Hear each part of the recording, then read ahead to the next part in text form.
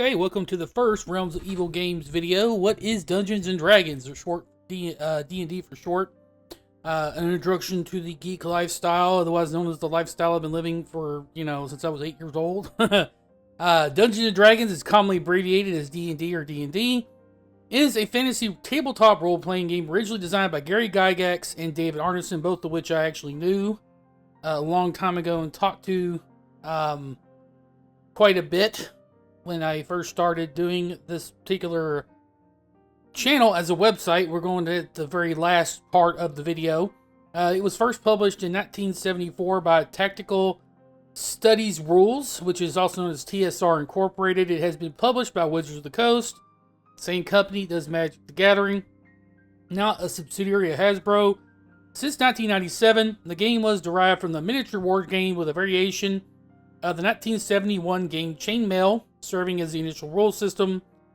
D&D's publication is commonly recognized as the beginning of modern role-playing games and the role-playing game industry, and also deeply influenced video games, especially the role-playing games genre. From, of course, this is basically the official history / definition from Wikipedia.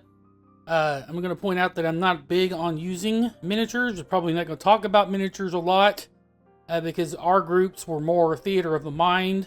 Didn't use a lot of representation, visual representation in our games. I know a lot of people do that, but we never really did. We only started doing that when we got to our epic level campaigns, because when you're basically fighting armies as players, you have to know where you're at and where they're at, and etc. And that's really the only time that we ever actually did those, used actual miniatures. I know there's a lot of stuff out there for like miniature painting and stuff like that, and that's just not something that we ever really did. But I'm going to have that now that the official definition's out of the way. Dungeons & Dragons is not really just a game, but a lifestyle for many. Okay, it's a lifestyle for me. It's one of the reasons I got into massively multi online role-playing games like World of Warcraft and stuff like that. In the first place was because I was into playing Dungeons & Dragons. It's kind of a gateway drug to fantasy, I guess you could say. But it's before the game became more mainstream, thanks to movies. And I do like the first Dungeons & Dragons movie, okay? So people can crap on that movie all you want, but it's campy, and I like the camp, okay? I love Jeremy Irons just like completely camping out as a villain, okay? And Bruce with his blue lipstick, all right? It was awesome, it's funny, and people need to get a sense of humor. But it is also Critical Role. If you guys don't know what Critical Role is, where the hell have you been? It's a YouTube / Twitch kind of like, I would say, role-playing group that does their, they do their games on stream. I think they're actually one of the first groups that did. It's why they're the most popular. They even have a Netflix like cartoon based on their characters now. So yeah, very big thing. Stranger Things also on Netflix, very popular, has made D&D popular because it's a big part of the show in general, with them playing the game during the show. So again, D&D has come out of the basement and it has become a mainstream thing, which I still find to be really weird as somebody who started playing it basically in 1990, where it was still basically considered a satanic cult activity and ritual by most people, okay? Oh man, the satanic panic crap. That affected Dungeons & Dragons and other role-playing games up until 2000, to be honest with you.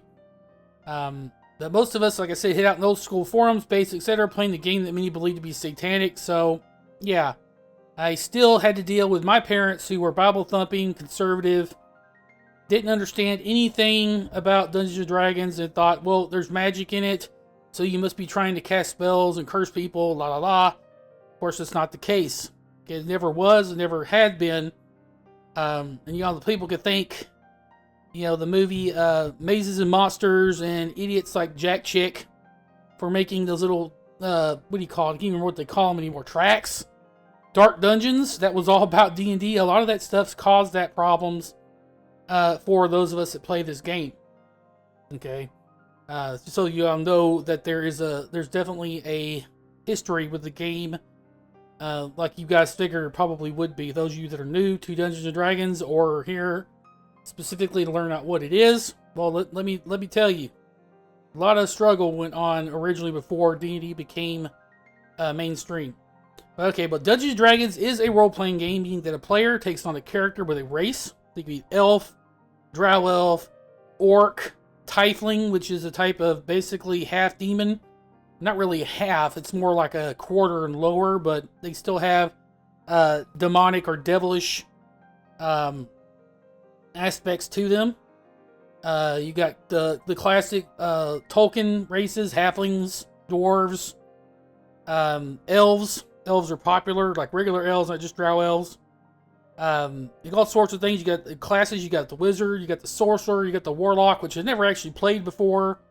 I'm more of a wizard person. I play wizards generally, most like 95% of the time, because I'm really good at it. I'm really good at stacking spells and making spell combinations that make my DM want to rip her hair out. My dungeon master is actually my sister, by the way.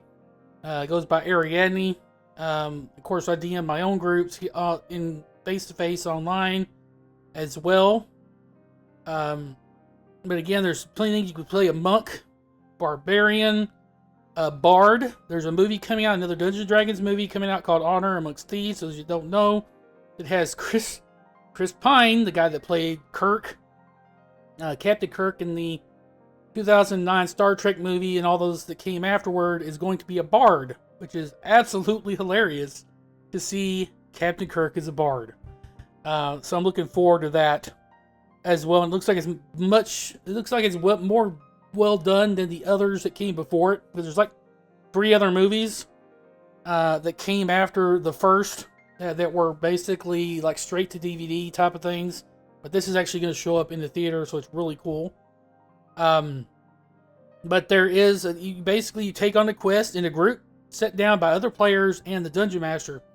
Dungeon Master is important. Dungeon Master is the one that runs the game, otherwise known as DM for short. Who wants to say Dungeon Master all the time? In effect, this is a cooperative storytelling game where players and the Dungeon Master, a player that designs the adventure, advances the storyline, enforces rules, runs non-player characters, and edges the other players toward ultimate goal. Okay? The Dungeon Master's word is law, so it's important that you find a Dungeon Master that has a style that you like as a player. Okay, don't get in a group you don't like the way the Dungeon Master runs the game, because it's just going to make you not enjoy playing the game. And that's completely the opposite of why you should be playing the game in the first place. Okay, so you, 2 or 3 other players, and the Dungeon Master work together, follow a storyline. The Dungeon Master is basically a saint because they already know what everything is going on. There's no real surprise for them except for what their players end up doing, which is why I try to be as unpredictable as possible to both, make my DM facepalm, because that's the whole point of trying to play. My sister's going to kill me. But again, it's everybody works together toward an end goal. You don't win Dungeons and Dragons, okay? You're basically, think of it as you're a character in a movie, and you're trying to get to the end of the movie successfully, whether somebody dies or not. I've had characters that I've allowed die for cinematic reasons. My sister has killed off characters and NPCs for cinematic reasons, just for the mental image of what is going on, part of the imagination. Now, there's a lot of people that are very strongly into the rules. And I'm going to tell you this, as somebody who loves game mechanics, as you guys know, those of you that come from my Star Trek Online YouTube channel, I love rules. I love breaking rules. I love bending them. Dungeons & Dragons is not a game where you want to do that. Okay, you don't really want to do that. It's something that I would say the immature players end up doing a lot of, but you'll eventually grow out of it. It's there to have fun. If the way you're playing your character is causing other people to not enjoy the game that you're playing with, then you might want to look at how you're doing and what you're doing with the character. Okay, unless you and the DM have something going on in the back, like a lot of times we used to do, where my character was actually the villain of the adventure and I was with the group, but otherwise you might want to take yourself aside and ask why you're doing this. Okay, because the rules are a guideline in Dungeons & Dragons. Okay, they're a guideline. The Dungeon Master can change the rules whenever they want, however they want, because it is their game, their world, and their adventure. Just keep that in mind. So here we go. Just as everyone is different, every game with a new group will be different. So never expect a group with new people to be the same as the one from a group you've been playing with for years. Every group is going to be a new experience. The different styles of players or DMs will mean that a new player may get a great or bad impression of the role-playing games based on their first experience. So if you're playing with somebody you know is new, try to help them out. Okay, don't try to discourage them from playing by being a butthole. Simply put. Okay. It's important to make sure you get experience in multiple groups before you decide that you don't like tabletop role-playing games. And despite the lonely nerd stereotype that sprung up around those that play D&D, the game is very much a social game requiring multiple players to play, even if it's only the DM and a single player. And trust me, I had characters that people disliked so much that I could only play them solo most of the time. And of course, I'm talking about my big bad character that Realms of Evil is actually based around, which is Xanatos Everhades, a Drow Lich. Talk probably more about that later on in another video. But we're going to jump over here and we're going to answer the question, what do you need to play? Well, if you're wanting to play only, you just need the Dungeons & Dragons 5th Edition Player's Handbook, which you can see here, and a set of RPG dice, which include a D20, a D12, a D8, a D6, and a D4. And some people have D100s, etc. Most of us become dice addicts and require huge amounts of plastogems, as I like to call them, since we create superstitions about dice and luck.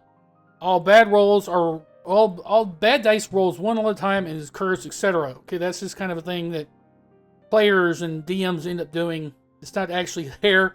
Sometimes dice just aren't cut right so that they're weighted wrong or they're weighted very well. Okay, so there's people that actually go out and buy weighted dice because they think they want to cheat playing D&D, which makes absolutely no sense. An imagination is required as a player, and the ability to read and learn the rules. Dungeons & Dragons cannot be considered a casual game because of the learning curve. You can, of course, bend rules left and right to get what you want, but keep in mind that the Dungeon Master is always right because they are the ones running the game. Without the Dungeon Master, you don't have a game. Okay? That would be really weird. You don't really need rules at all. You can have somebody running a game and you guys are just talking about what you're doing. You don't need rules at all at that point. There are actual, which is weird, books about it because there's no rules, but we're going to write books about it, a game with no rules. But again, you could just do what looks like basically cooperative storytelling without rules.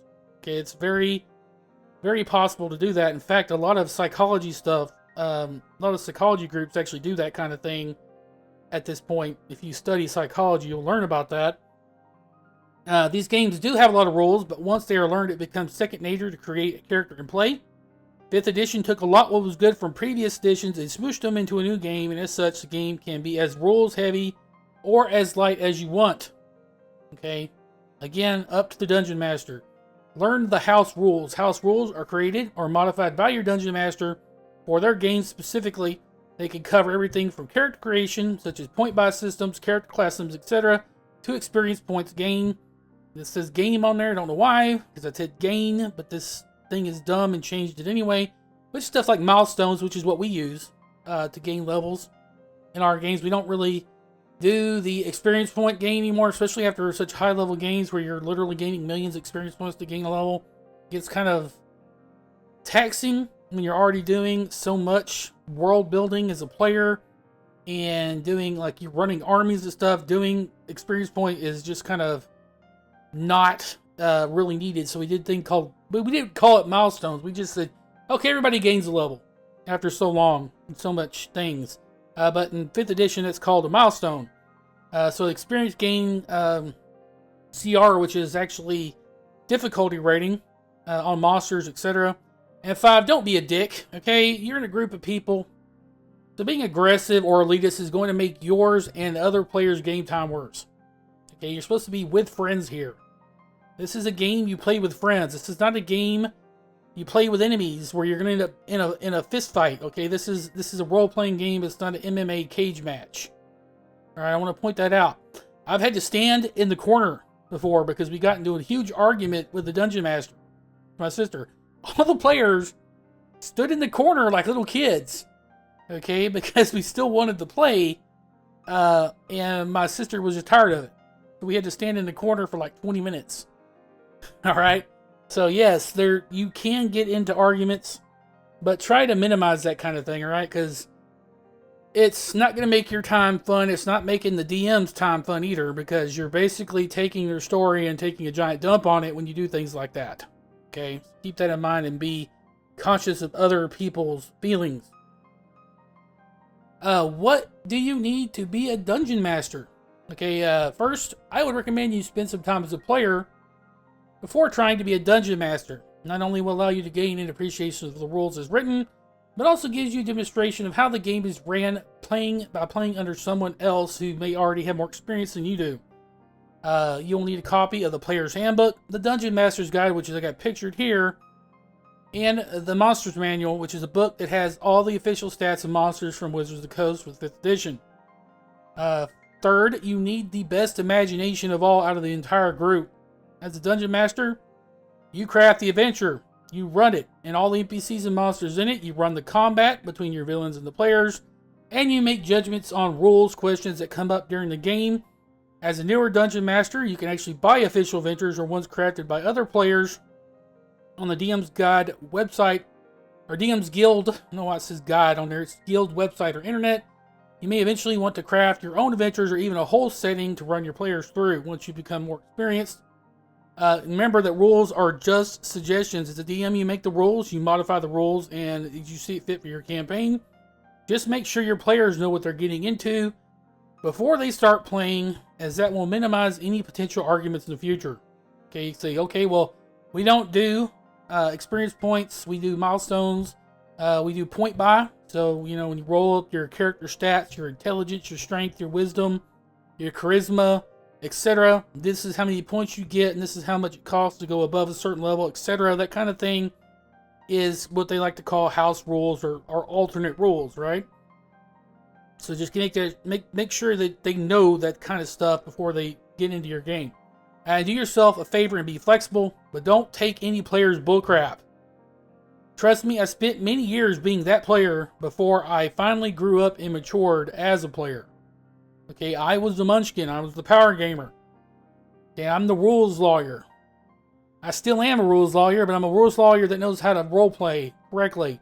And then one that understands that the DM's venture is not based around the rules. It's based around everybody having a good time or learning something or following a really good storyline and being cinematic. It's not about the rules. It's not about winning. It's not about how much damage you do, which is funny coming from me considering my other YouTube channel.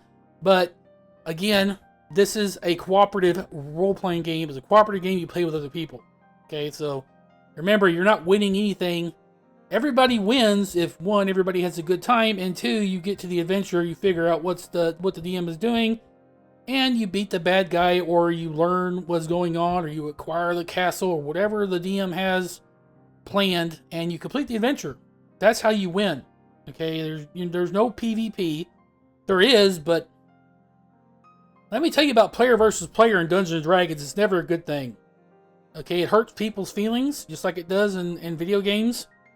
So we had a long time ago, we created a house rule that said no player combat. You don't fight other players. If you start that, your character gets thrown out and you roll up another character. So yeah, do yourself a favor and don't do the player versus player stuff in an actual pen and paper role-playing game experience. You must like reading and writing. Okay? That goes for being a player as well. You may even partake in various fantasy and science fiction novels for inspiration. Most of the D&D is probably based off of Tolkien, Lord of the Rings, The Hobbit. Okay, that's why you get the same amount of the same type of races. It's fantasy based, etc. So a lot of the Dungeons & Dragons is actually based off Lord of the Rings. It's just like a lot of Star Trek is based off of Lord of the Rings. When you got you got Spock. You got the Vulcans, which are elves. You got the Romulans, which are dark elves, etc. The Klingons, which are like the dwarves or the orcs. Very similar type of thing going on with that kind of thing as well. So, as you can tell, Tolkien had a big hand in D&D and a lot of other things that came out after he wrote those books. Finally, the default Dungeons & Dragons campaign setting, or the fantasy world the games are played out in, is the Forgotten Realms, which is also my favorite setting. Okay, I do like Dark Sun, which is another setting. Planescape, which I don't even think 5th edition is even touching on, which is kind of like the multiverse, of those of you that watch the Marvel Cinematic Universe, very similar to that. And Ravenloft, which I absolutely love because it's the gothic horror kind of setting. But we'll dip into what those are in other videos. There's a lot of content that I can put out because, wow, this game has been around for like 40 years. Or actually, at this point, around 50 or 60 years. So it's a very old game. So we'll get to that in additional videos. A lot of stuff I can do here. Now we're going to talk about this channel. Okay, this channel and its history as a website, Realms of Evil. Realms of Evil started out in the 1990s as a website dedicated to creating new spells, kits, monsters, etc. for Advanced Dungeons & Dragons 2nd Edition for villains on this GeoCities hosting service. That's really old, though you can remember who GeoCities is. From there, it moved to realmsofevil.com and realmsofevil.net. Don't go there now. Those domains got taken over because they were stolen, and now they host websites that have viruses on them, so don't go there. The website ended its run on as an actual D20 company called Realms of Evil Games. And even though we never published an actual supplement that cost money, we did release quite a bit of D20 material for free in an e-zine called The Stygian, which was basically a community project based around Realms of Evil. If you look to the left, you'll see what the site looked like at shutdown that I grabbed off the Internet Archive. I regret allowing my time in the United States Navy stop me from continuing work on the website and all security that cropped up around it. I simply had too much going on. I was out to sea, I was out deployment, I was in boot camp. There was just way too much going on. And I just did not have the time or the energy to continue running the site or the game company. And I regret that. But that had to be done to get the hell out of my parents' house. So, you know, there you go. So this YouTube channel will continue that legacy. Am I evil? No. Do I condone evil actions in real life? Hell no. Alright, this is for a fantasy role-playing game. One of the reasons D&D took so much crap in the 80s and 90s is because people couldn't understand that you could like doing something in the game and not condone doing it in real life. This channel will provide instructional videos on how to play, as well as doing what is always done as a website and be a villain's resource for new material to use in-game as a dungeon master and as a player, of course, with your DM's approval. So please expect videos every week with at least one and most likely two. This is my second YouTube channel I run, with the first being monetized and dedicated to my favorite MMORPG, Star Trek Online. It's called Augmented Dictator Games. Most of you probably gonna know that at the debut of this video, because most of you that are currently subscribed to the channel are actually subscribed to my Stowe channel as well.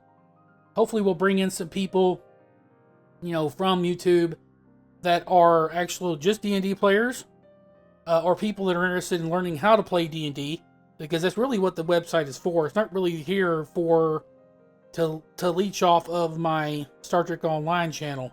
I do appreciate everybody, however, subscribing to the channel before anything is even up. I got like 130 subscribers right now, and I have no videos up. Except for this one, which will be uploaded tomorrow. So again, guys, hopefully this helped you guys out, know what D&D is, how to play. Like I said, I've tried to keep it very basic for this first video. But we'll get more in-depth into the actual rules, systems, etc. in future videos. So again, guys, thanks for watching, and stay tuned.